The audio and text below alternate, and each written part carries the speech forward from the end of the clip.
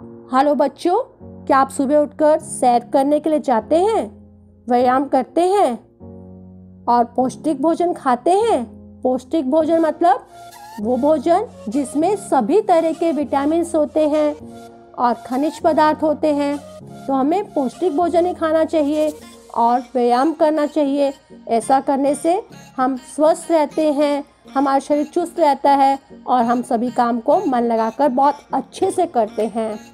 तो आज हम कहानी पढ़ेंगे दो पहलवानों की, और जो कि बहुत ही ज़्यादा बलशाली थे। वो बलशाली इसलिए थे क्योंकि वो पौष्टिक भोजन खाते थे, अच्छा खाना खाते थे जिसमें तरह तरह के विटामिन होते हैं, खनिज पदार्थ होते हैं। वो ऐसा खाना खाते थे और बहुत देर तक घंटों घंटों व्यायाम करते थे।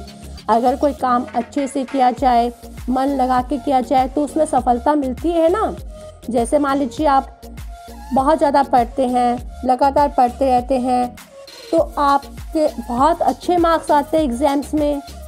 और अगर आप मन लगाकर खेलते हैं और तो उस खेल में आप ज़रूर कोई ना कोई स्थान, प्रथम स्थान प्राप्त करते हैं, द्वितीय स्थान प्राप्त करते हैं। इसलिए हमें हर काम को मेहनत से करना चाहिए और मन लगाकर करना चाहिए।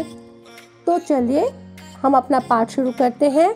हमारी कहानी का शीर्षक है दो पहलवान।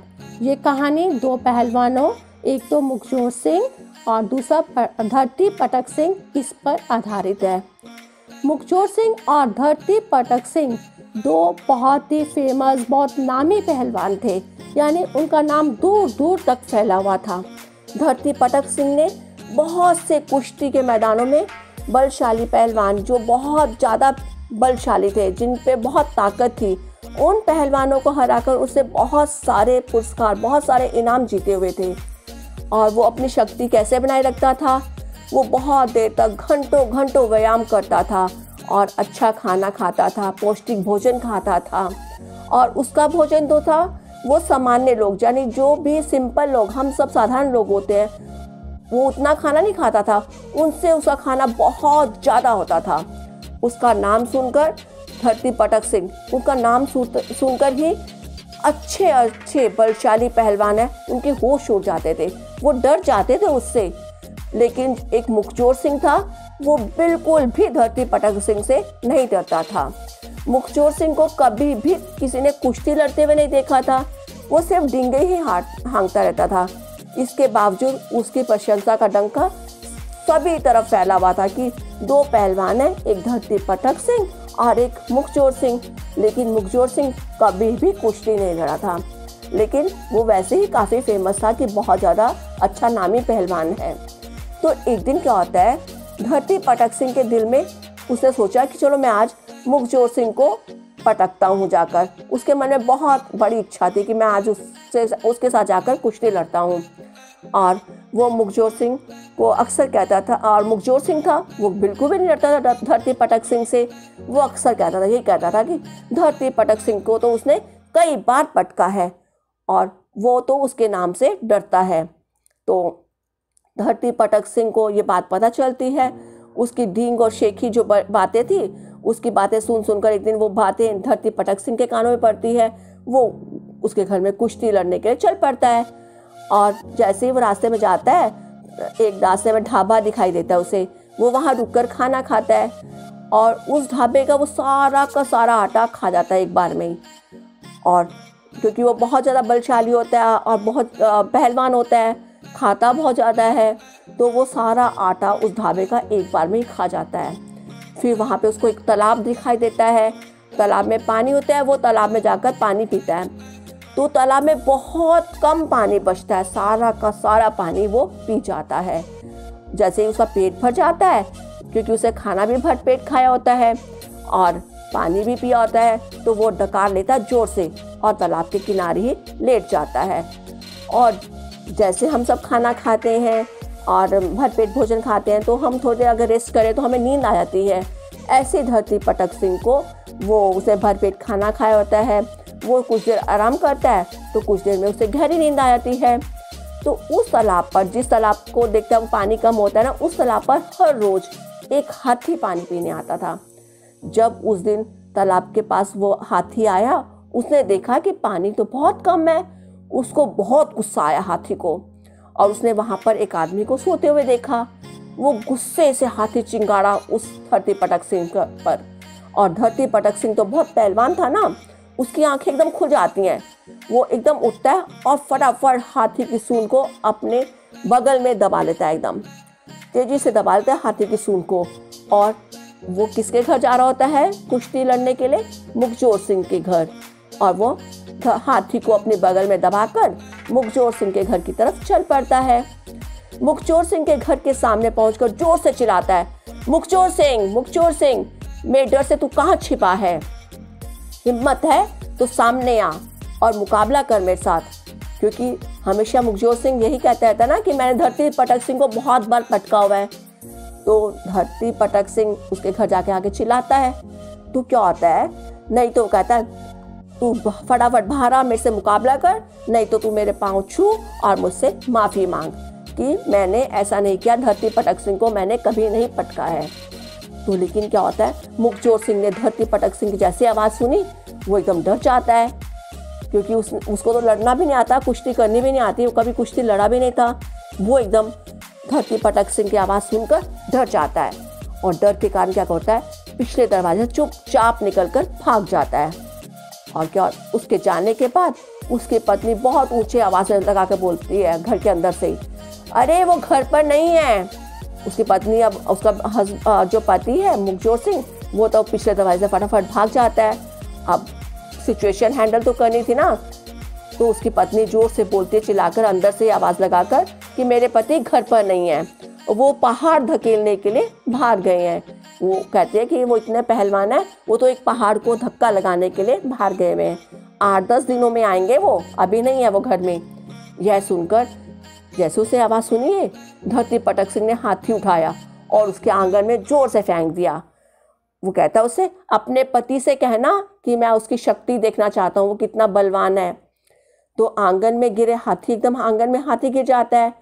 तो घर में जो उसकी पत्नी होती है, उसका बेटा होता है, दोनों घबरा जाते हैं एकदम हाथी को अपने आंगन में गिरा हुआ देखकर। तो आंगन में गिरे हाथी को देखकर उनकी पत्नी और वो दोनों घबरा जाते हैं। तो लेकिन उसका जो बेटा होता है मुखजोर सिंह का, वो बहुत ही बुद्धिमान होता है। वो अपने आप को एकदम संभालता है और बहुत ऊंची आवाज़ से बोलता है, माँ, ये पागल आदमी कौन है जो हमारे घर में चूहे को फेंक रहा है? उसे कहा, इसने हमारे आंगन में चूहा क्यों फेंका है? इस चूहे का मैं क्या करूं? उसकी माँ उसे समझाते हुए बोलती है, और उसकी माँ एकदम बात को संभाल लेती है और वो कहती है, बेटा घबराने की कोई बात नहीं है, अपने पिता को आने दे, उनके आते ये पागल दुम दबाकर भाग जाएगा, बहुत जल्दी से भाग जाएगा। जैसे आपके पापा आएंगे तो ये पागल आदमी भाग जाएगा, और मैं क्या करती हूँ, इस चूहे को झाड़ू से हम बाहर फेंक देते हैं। तो वो जोर जोर से आंगन में झाड़ू लगाने लग जाते हैं। जानकर जैसे ही आंगन में झाड़ू की आवाज़ सुनते हैं, धरती पटक सिंह को सुनता है, तो वो उसके बाद मुखजोर सिंह के बेटे का बोलता है, मुखजोर सिंह के बेटे को बोलता है कि अपने पिता को कहना कि मैं बाहर खड़ा हूँ। मुखजोर सिंह की आवाज़ सुनकर उसका बेटा एकदम फिर ऊंचे स्वर में बोलता है, माँ, ये चूहा तो नाली में गिर गया।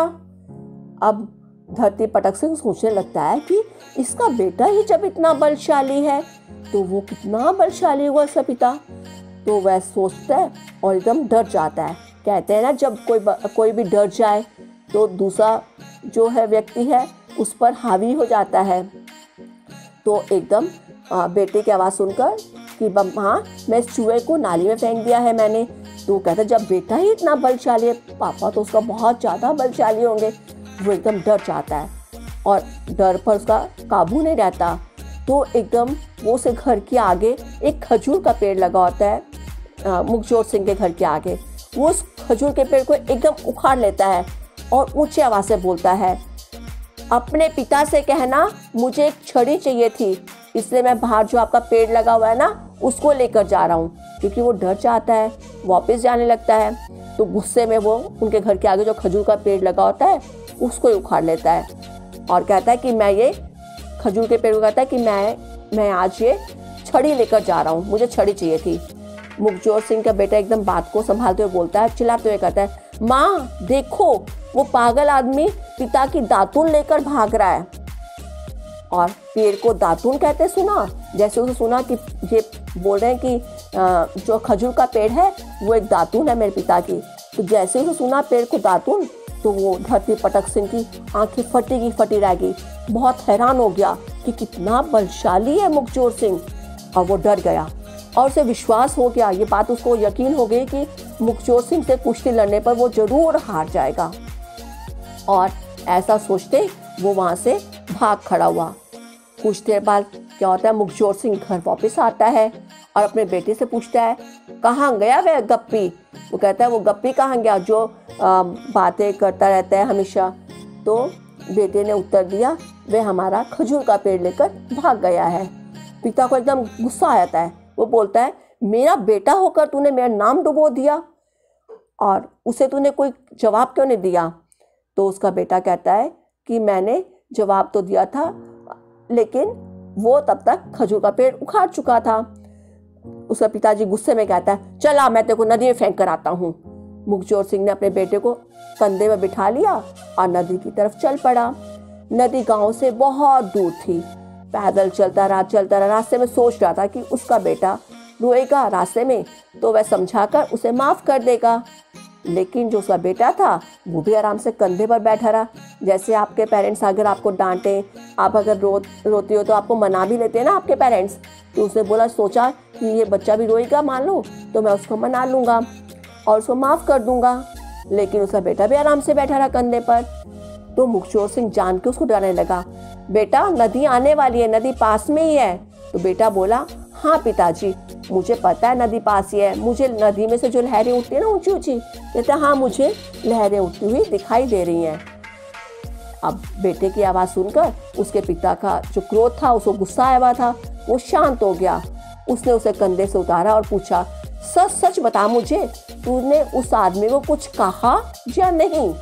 तो बेटे ने उत्तर दिया। बेटा बोला कि मैंने उसे कुछ नहीं कहा, लेकिन अपनी माँ से मैंने कहा था कि पागल आदमी दातुन लेकर मेरे पिता की भाग रहा है। तो मुखचोर सिंह ने उसकी पीठ थपथपाई, उसको बहुत प्यार किया और कहा कि बेटा एक दिन तू दुनिया में अवश्य जरूर मेरा नाम रोशन करेगा। और वह कहकर उसने अपने बेटे को गले लगा लिया। तो बच्चों, आपने इस कहानी से क्या सीखा?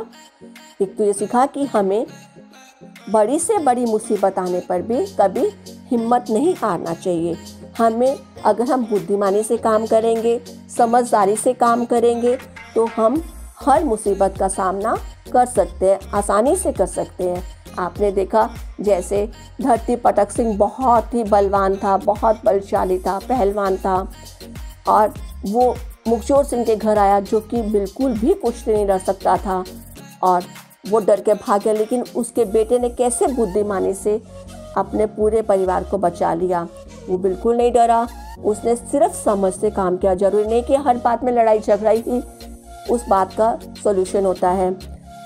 आप किसी भी तरह से बुद्धिमानी से, समझदारी से आप हर काम का सॉल्यूशन, हर काम को आप अच्छे से सुलझा सकते हैं। तो हमें एक तो ये सीखने को मिला कि हमें कभी भी किसी से लड़ाई झगड़ा नहीं करना चाहिए। हमें हर काम में मुसीबत आने पर समझदारी से काम लेना चाहिए, डरना बिल्कुल नहीं चाहिए। आप जितना सोचेंगे, जितना अच्छे से समझदारी से बात को संभाल लेंगे, तो आपको उस काम में सफलता ही मिलेगी। और हमें घंटों व्यायाम करना चाहिए, हमें अच्छा भोजन खाना चाहिए, सुबह सैर करने के लिए जाना चाहिए। तो इस तरह आपको इस कहानी से बहुत सी बातें सीखने को मिली। अब आप इस कहानी में जो जो आपको अच्छी बातें सीखने को मिली वो आप अपनी कॉपी में लिखेंगे। इस कहानी का शीर्षक, कहानी से आपको क्या सीखने को मिला, ये आप अपनी कॉपी में लिखेंगे। Thanks, have a nice day.